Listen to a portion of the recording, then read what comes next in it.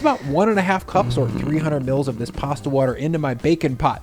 Now, after a lot of requests, but like a lot, we are finally going to be reviewing one of Brian Lagerstrom's videos. And hopefully, Brian, I didn't mispronounce your last name. If I did, I apologize. A lot of people tend to mispronounce my last name like all the time. They either say it's either Makinson or Makinson, and it's neither of those. I'm not a Mick or a Mac. It's Make.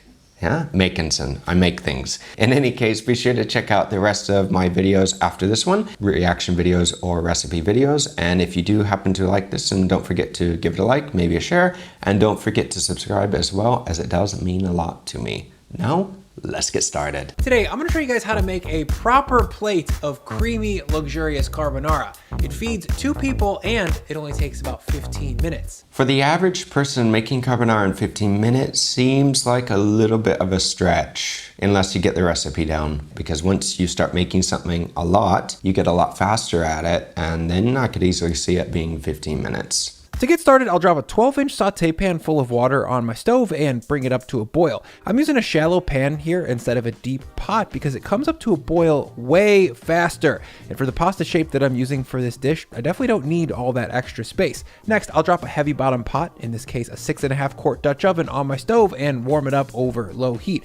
I'll give those both 5 minutes to do their thing while I get some cured pork cut up for this carbonara. Brian is showing you the proper way on preparing things in the kitchen, and it saves you time. Normally, when you want to cook something, you take all of the mise en place, meaning all the ingredients out, including the pots and pans, and while you're prepping all the ingredients, your pans are getting hot. That way, by the time the ingredients are done, your pan should be hot, and you can just cook instead of waiting for the pans to come up to temp. And the other thing about a pan having a wider surface area, it will come up to temp faster. Although if doing this at home, you want to be a little careful, because this little saute pan you can easily spill or splash the pasta water in, so I would recommend a pot that is a little wider and that is also a little taller. Today, I'm using a very thick cut bacon. And when I say thick, I mean like 8 slices per pound thick. One of the joys of carbonara is biting into a hefty, meaty piece of crisped up rendered pork, and you just can't get that with thin sliced bacon. Traditionally, instead of bacon, carbonara uses guanciale, which is a cured and aged pork cheek.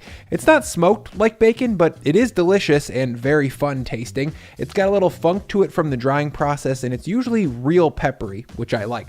Most people watching this video won't be able to get guanciale though, so thick cut bacon is the next best thing. Now this is true, depending on where you live, you may not be able to find guanciale, or it may be way too expensive for you to even justify using it. Although, if you can't find it, you can use pancetta. You don't have to use smoked bacon. The problem with using the majority of bacon is that yes, it normally is cut very thinly, so you have to look for the thicker cut bacon, and is typically smoked. And if you don't want either of those two things, then you may need to go to your local butcher and ask them specifically on what you want. To get it ready for the pot, I'm gonna take 4 pieces, or about 8 ounces worth, cut it in half, then cut that half in half skinny wise. Then I'll give that a nice clean dice to get pieces that are small enough to render quickly and fry till crisp, but still large enough to have a meaty bite. And that looks good. Once I've got that all diced up, I'm gonna head over to my preheated Dutch oven and add in a little squeezer of olive oil. Now again, when cutting the bacon, the guanciale, whatever you're going to be using, you can cut them into cubes or lardons. I've said this a lot, I know I have, guys, but if you haven't seen these videos before, I'm saying it again. But in any case, you don't want to cut them too small. Now, Brian is showing you a good way on breaking these down and cutting them into good sized little lardons. This is perfectly fine to copy how he's doing it. Stacking the bacon on top of one another will cut down the amount of time that you spend cutting all these things together. Anytime that you have to cut anything, we normally try to speed the process up as quickly as possible, because time is of the essence. But if you overcook these, especially when they're cut small, they're going to be a lot harder than you may want. That little bit of fat in there is going to help jumpstart the overall rendering process. Then in goes all of my bacon. Again, that was about 8 ounces or 225 grams in total. And then a quick stir to get things spread out. And from here, this bacon's going to take almost exactly the same amount of time to render and crisp up as it does to cook my pasta. There are a few different ways on rendering fat with bacon or guanciale or pancetta. And it depends on what you want, basically. If you cut them super small, you don't want to render them for a long time because they'll be very hard.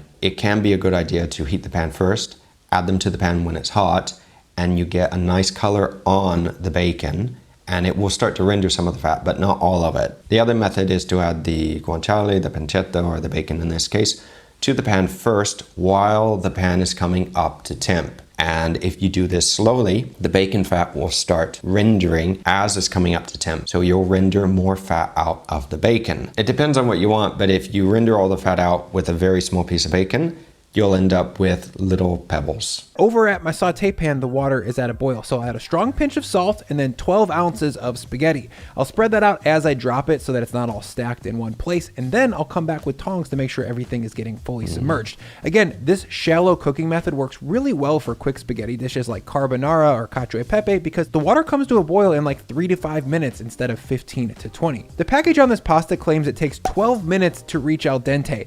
That is not accurate in my experience. Plus, we want to undercook this stuff just a little bit for reasons I'll get into, so I'm going to simmer this pasta on high for only 8 minutes. Now, I agree with Brian on this. You always need to check the pasta yourself and become used to cooking with the pasta instead of just relying on what times the box tells you to cook the pasta to. Although on this pasta box it says 10 minutes for al dente, not 12. If you're not sure on whether it's al dente enough, then just check it instead of relying on this. You can use it as a guide, but if you're not sure, set a timer, keep an eye on it while it's cooking. And it is very important to season the pasta water, but very important because if you don't, the pasta itself will not have flavor. Simmer this pasta on high for only 8 minutes. Once the pasta's down, I'll come back for a quick check in on the bacon. It's been rendering for about 3 minutes at this point, and it's getting there, but it still needs another 6 to 7 minutes, so I'll check back then. For now, I'm gonna spend that time prepping the rest of this dish. The first thing I'm gonna get into is grating some cheese. For this carbonara, I'm gonna be using 2 different hard cheeses in conjunction.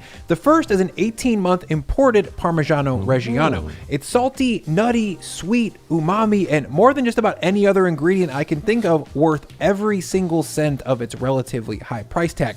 To prep this for the pot, I'm going to shred it on the feather side of my box grater. Normally I would go with a cheese dust or like a very fine grate on this, but I find this slightly thicker texture melts slower, which is good for carbonara. Again, this is one of those things that if you want to spend the money, you can, but just looking at the price tag of some Parmigiano Reggiano imported to the US, again, it depends on where you're buying. I'm looking on the internet, but it says about $60 per kilo, and that's pretty expensive. But if you have to substitute with another cheese because you can't afford this, then you have to do what you have to do. Besides salty, sweet, sour, and bitter, we recently did just find out that we have another taste, which is umami, and everybody seems to now use this term because it's the new thing. Well, and it does, it does have this flavor umami, it's just that sometimes we hear it a lot now, and everybody seems to use it. You're basically cooking eggs and melting cheese at the same time, and if your cheese melts too quickly, your sauce thickens before you can tell how cooked your eggs are getting, and you could end up with a scrambled broken sauce pretty quick. In total, I need 50 grams of parm. I'll scoot that into a bowl. Then I'll grab cheese 2, which is Pecorino Romano. This salty, piquant sheep's milk cheese is a perfect way to bring a sharpness to this dish that you just don't get with round, mellow, aged Parmesan. I'll grate 50 grams on the feather side of my box, scoop it into a bowl, then I'll add in 1 whole large egg and then 3 large egg yolks. This egg cheese combo basically is the sauce for this dish, and combining them ahead of time is going to make getting a uniform silky sauce with perfectly cooked eggs and perfectly melted cheese so much easier. Eggs and cheese are the base of this sauce. You can also add a few other ingredients like the pasta water, some bacon fat, some rendered fat, I should say, not bacon fat, and a few other things, some pepper as well, but you do need to be careful when tempering the eggs. Now, one last little prep item before I check back on my pasta is to pre-grind some black pepper.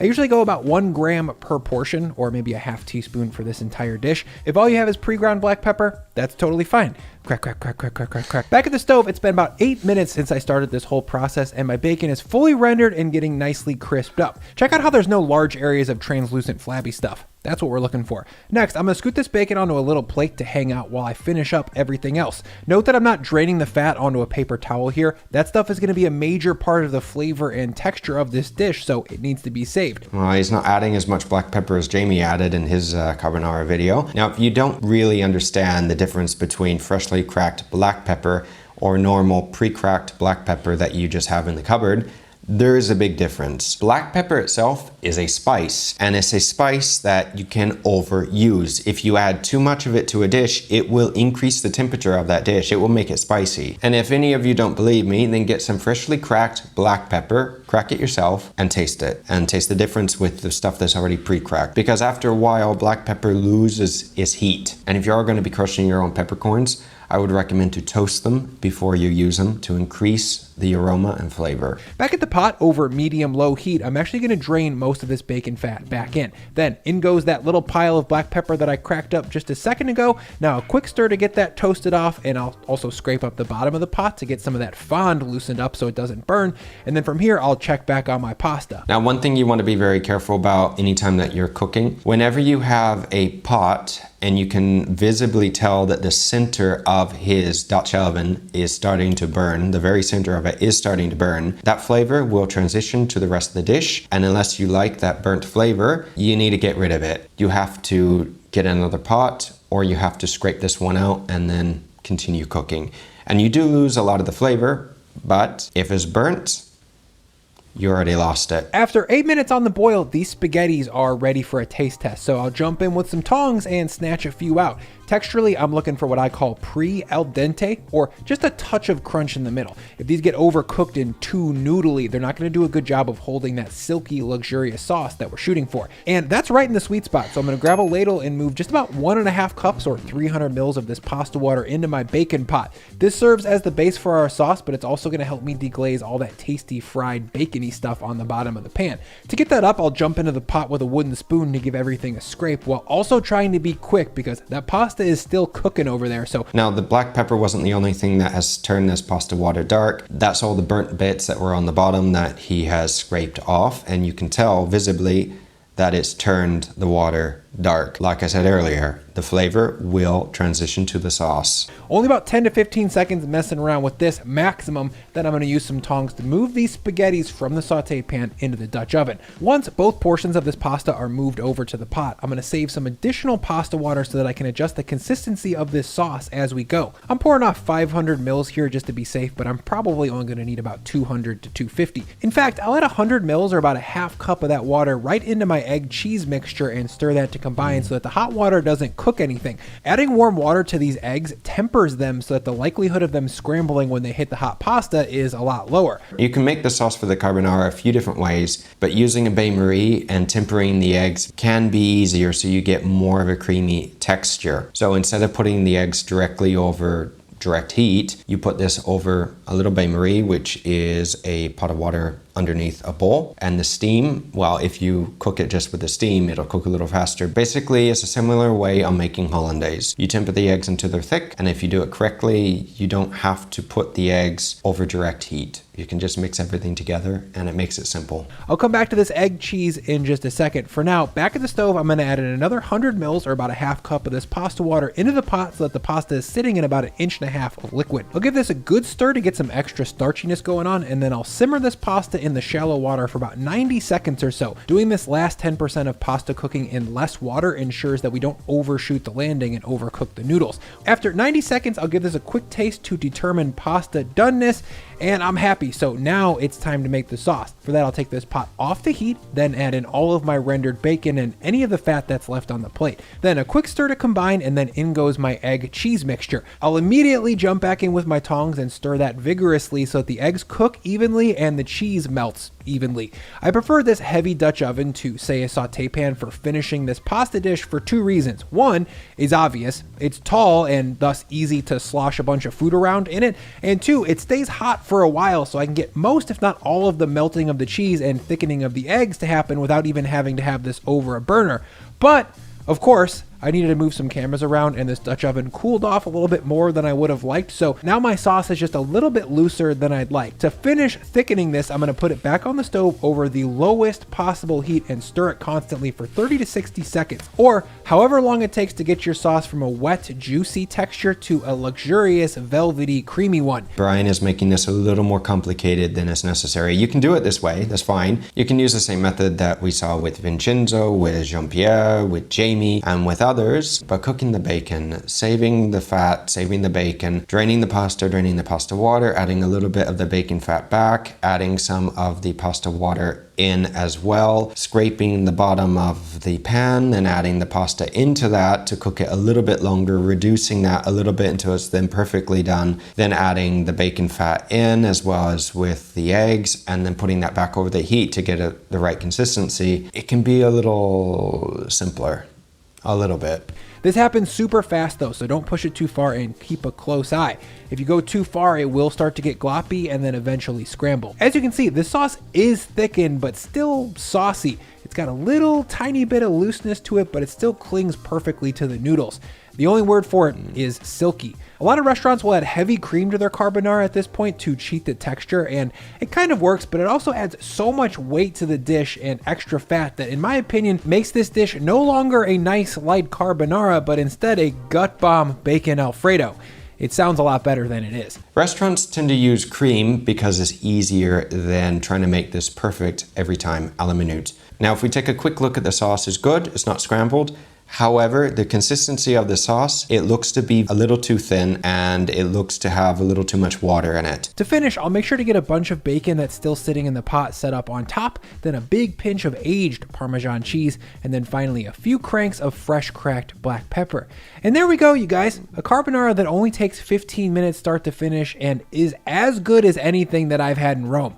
Honestly, it's luxurious, cheesy, and most importantly, not heavy. Let me know, guys, down below if you have actually been to Italy and if you have had a very good carbonara. And let me know down below where you've had it. And if you remember the place of the restaurant, then let me know as well. The beauty of this dish is in its simplicity, and I really hope you guys treat yourself to it sometime soon.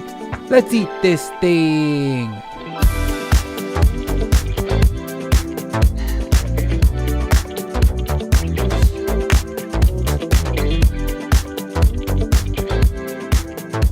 He does a little dance at the end of the video. That was good. Now guys, overall, Brian did a very good job. I mean, I'd like to see a few more of his videos because he is pretty straightforward with the preparation. Now, as far as the recipe is concerned, he did a good job. He didn't scramble the eggs, but it seemed like he made the recipe a little more complicated than need be. It doesn't necessarily mean that there is any one way is the only way to make it. There are many ways of making carbonara and many other dishes as well.